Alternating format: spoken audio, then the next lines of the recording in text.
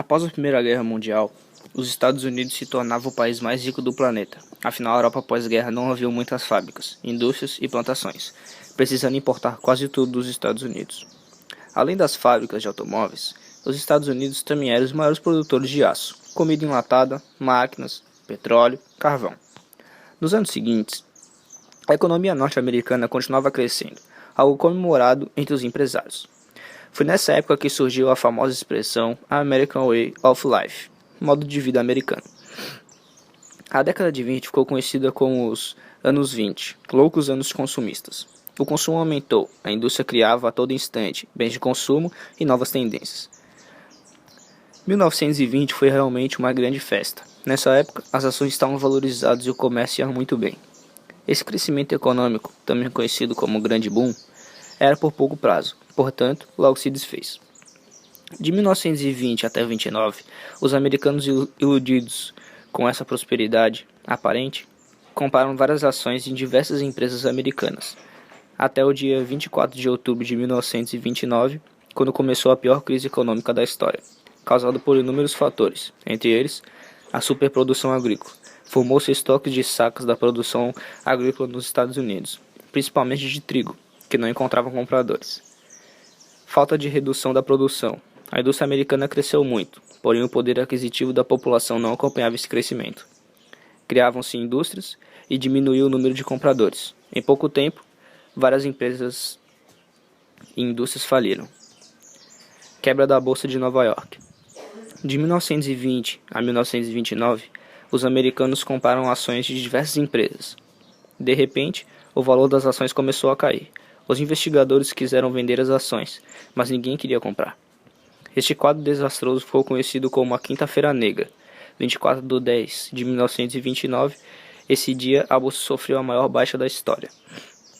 Se o valor das ações de uma empresa está desabando, o empresário investidor tem medo de investir capital nessa empresa.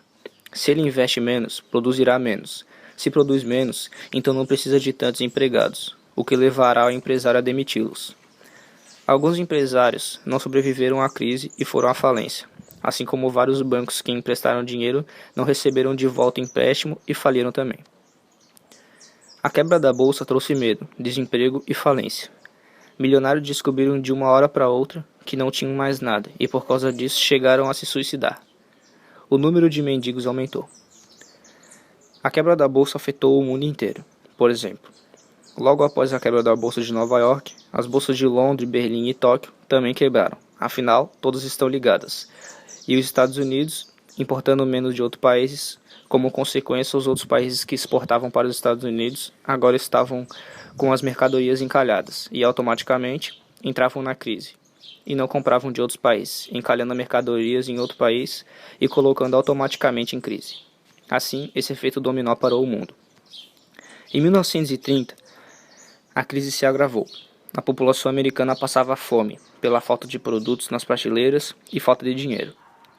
Felizmente, em 1933, Roosevelt foi eleito presidente dos Estados Unidos, elaborando planos para sair da crise, o mais conhecido chamado New Deal. O Estado passou a vigiar o mercado, disciplinando os empresários, corrigindo os investimentos arriscados e fiscalizando as especulações das bolsas de valores, criando regras. Outra medida foi a criação de um grande programa de obras públicas por todo o país. O governo americano criou empresas estatais e construiu estradas enormes, praças, canais de irrigação, escolas, aeroportos, portos de habitações populares e etc. Com isso, as fábricas voltaram a produzir matéria e precisava de funcionários, que acabou contratando. O funcionário podia comprar novamente. O desemprego também diminuiu. Novamente, havia capital de giro. Além disso, o New Deal criou leis sociais que protegiam os trabalhadores e os desempregados. Para acabar com a superprodução, o governo aplicava medidas radicais que não foram aceitas por muitas pessoas.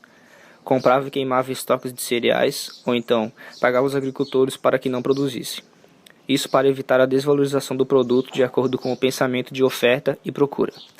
O New Deal alcançou ótimos resultados para a economia norte-americana. Essa terrível crise que atravessou a década ficou conhecida como Grande Depressão. A crise de 1929 afetou também o Brasil. Os Estados Unidos eram o maior comprador de café brasileiro. Com a crise, a importação desse produto diminuiu muito e os preços do café brasileiro caíram.